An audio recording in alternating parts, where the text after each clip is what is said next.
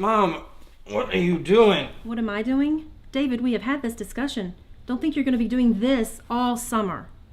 Mom, it's Saturday morning. It's like 9 o'clock. Exactly. You haven't graduated yet. I've seen your grades. But my grades are fine. I just need to... History? Your project? It's 50% of your final grade. You think you're just going to blow it off? Look, I told you it has to be on someone who worked in Florida during the 50s and 60s, and there's nobody I can talk to who's still around. I'll make something up. I won't fail.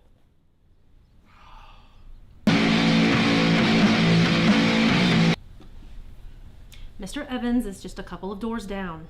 Are you telling me you haven't even talked to him yet? Nobody talks to him. I'm pretty sure he doesn't talk to anyone else either. Besides, the man hates me. He doesn't hate you.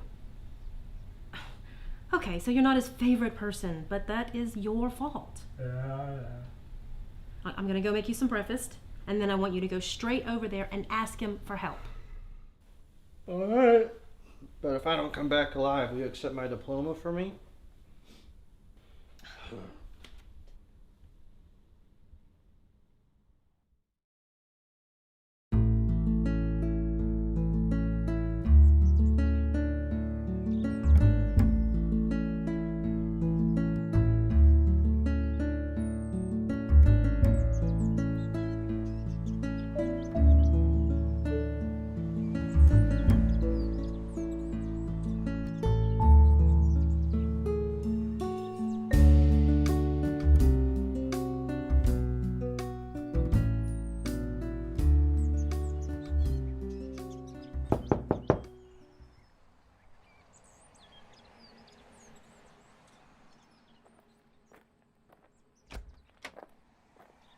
Oh, come back to finish tearing up my lawn with that dirt bike of yours? Or maybe you're on recon so you and your friends can toilet paper my property again. Look, it was Halloween. So what's in the backpack? Matches? Lighter fluid? What are you going to do, burn my house down now? Why are you here in broad daylight? I didn't know, but my mom said that you're a retired police officer. Trooper. She's a Florida state trooper, and I need to talk to someone about their job for a history project. Thought you'd be done with school by now. Didn't you get kicked out? I graduate in a couple weeks. Well, good for you. You have to face the real world now, huh? Good luck, hotshot. Well, hold on a minute. I don't normally have sit-down conversations with criminals, but if it'll keep you out of trouble.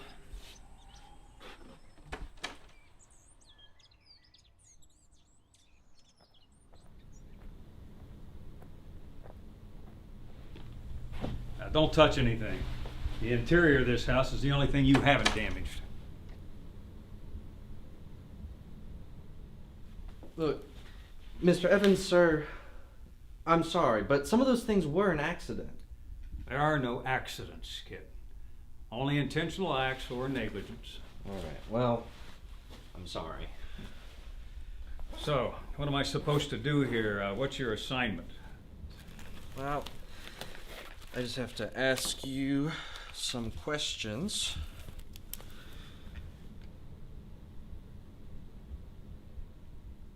So when did you become a trooper, and how did it happen?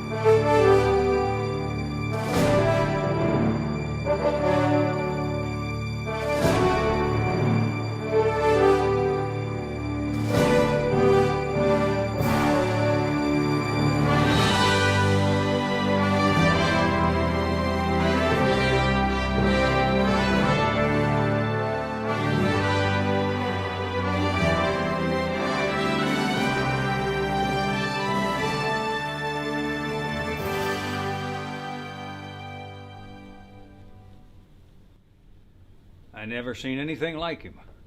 He was much more than just a cop.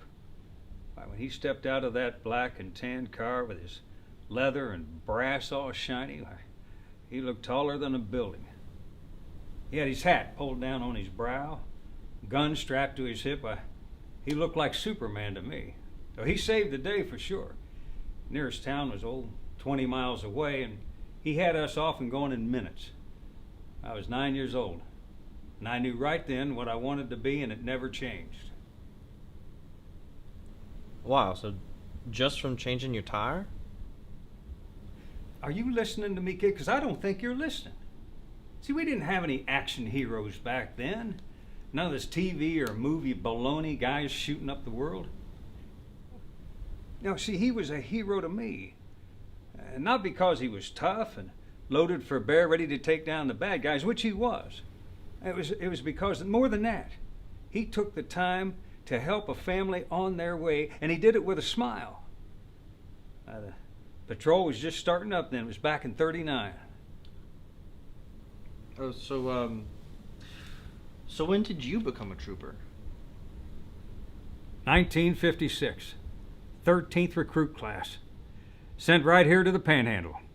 Drove a Ford Custom Line 2-door sedan 6. I still remember its hum. Huh. What'd they pay you back then? A little over $3,000. $3,000 a month? A year, genius. $3,000 a year. Did you say you were going to college? It was really less than that, because we were working 12-hour days regular. It wasn't until '66 that we got a 40-hour work week with 2 days off. And what were you doing? I mean, what was your main job? You aren't listening, are you, kid? Look, the patrol has a motto: courtesy, service, protection. And that should explain it all. Yeah, but could you give me some examples? I kind of have to be detailed. Well, hold on a minute. Now, you stay planted right there. Don't touch any of my things. You think I'm old and slow? Try me.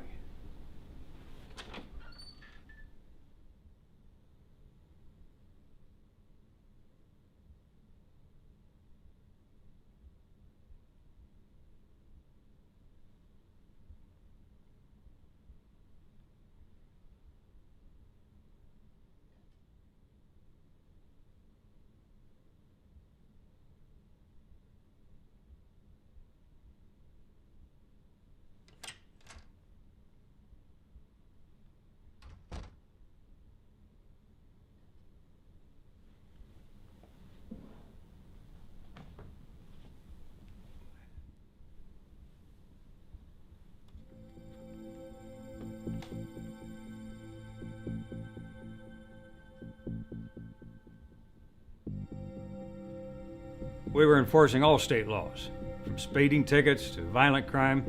We did it all. Apprehending fugitives with manhunts, roadblocks, or regular patrol traffic stops. Riot, crowd control. 1964, I got sent to St. Augustine. Big civil rights demonstration. And in '72, I was on the riot squad and went to Miami for the Democratic National Convention. We arrested over 1,000 at that service. A friend of mine got his forehead busted wide open. Drug dogs, canine.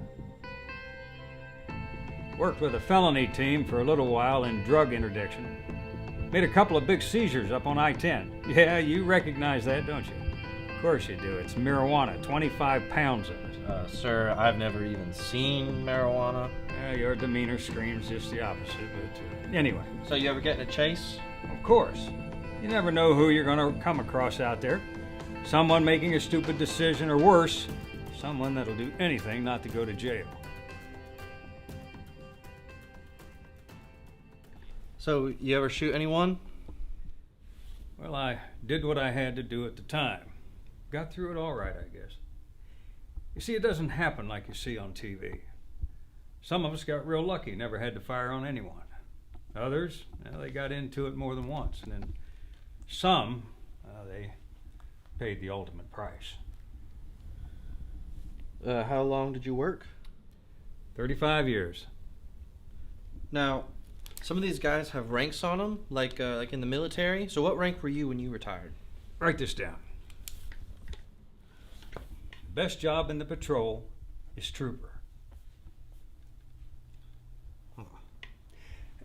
You see, rank is important, and supervisors are needed in every job. But I always felt that I had to be out there doing what I was called to do. That's cool. So you never left the road? Well, we all had our niche. Traffic, canine, drugs, homicide.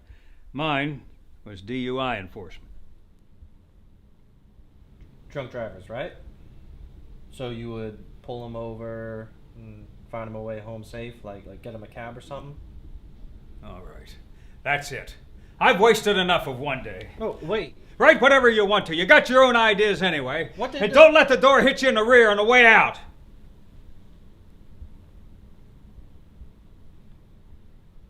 Mr. Evans, I'm sorry. I don't know what I said, but I didn't mean anything by it. Whatever it was.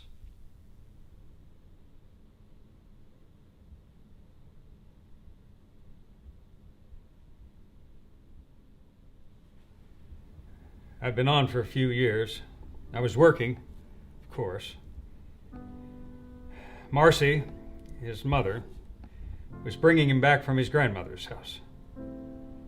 Then this punk kid soused higher than a kite, driving the wrong way on the interstate.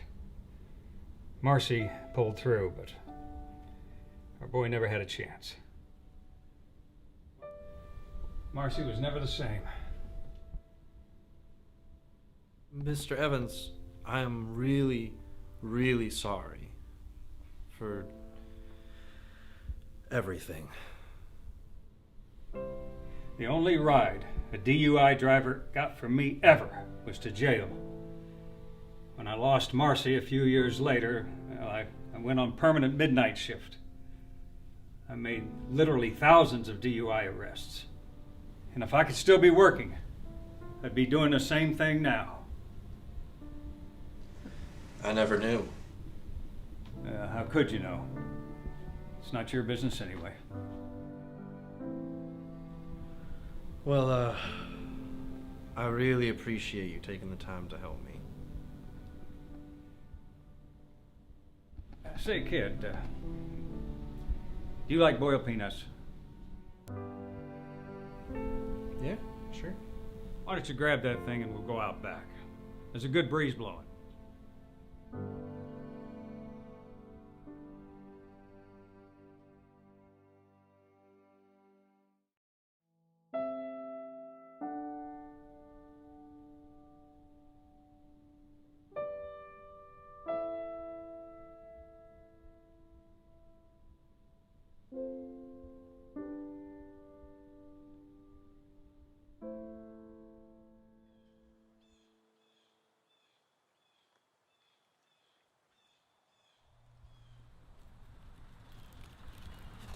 Oh, well, look at that. You do smile. That's Al Lofton. First African American on the patrol. First, what year was that? Well, let's see, that was back in 1966. Al was coming through town, got involved with a hit-and-run accident. I rolled up to help my zone partner, and well, Al and I got to talking. Must have made quite an impression, because he was going to sign up right away. You see, Al, he was a Marine just coming off tour of duty. Oh. When I told him that the troopers were the Marines of law enforcement, he told me that the next time I saw him, he would be in an FHP uniform. And buddy, that is exactly what happened. So, is he retired now too? No, he got sick. He was real young. He's been gone for a number of years. But most of my friends are gone. You see, that's just the way life is. You do the best you can while you're here, and you hope you leave it in a better place than when you started. Now, there's probably even hope for a delinquent like you.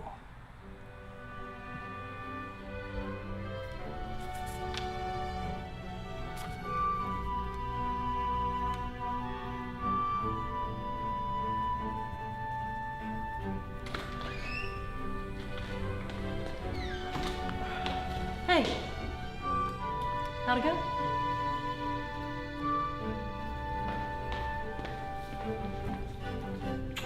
Went great. Thanks, Mom.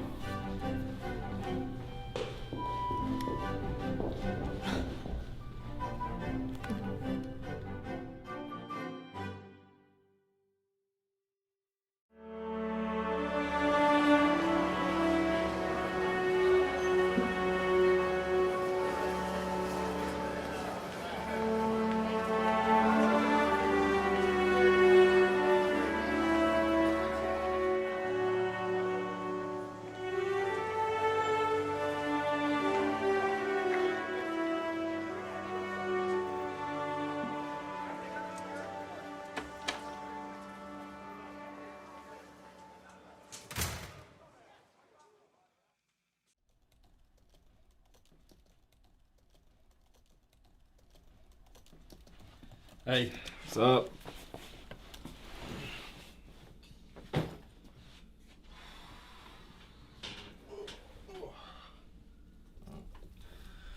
Higher mass should only go so high. Don't worry about it. You're almost out of here anyway. Yeah.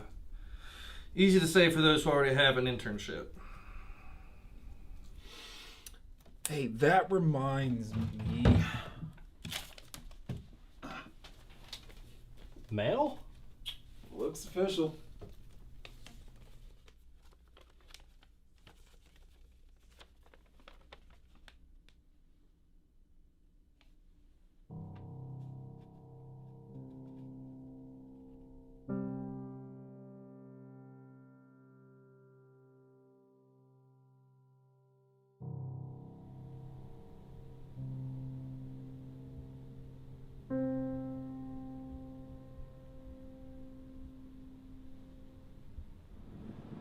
Hi, are you David? I'm very sorry. I appreciate the letter, but I'm not family. We know he didn't have any family. He listed you as an emergency contact? Emergency contact? Next of kin.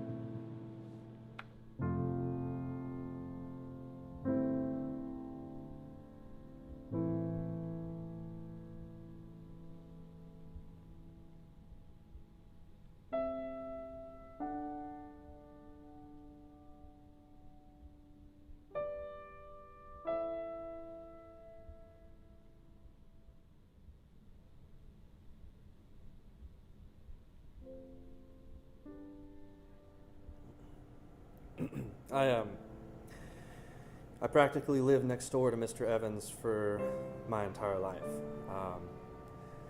I was convinced he hated me and all my friends. Probably had good reason. He always had this mean look, and he yelled a lot. We were just being kids. Sometimes we messed with him. Sometimes went too far. Just being stupid. I never really knew Mr. Evans. I never took the time to until through coercion I was forced to talk to him. I got to hear his story. I got to learn his history and the history of his job. And just let me say to the state troopers here that he represented you well. He loved his job, and he gave me a great respect for what you guys do every day.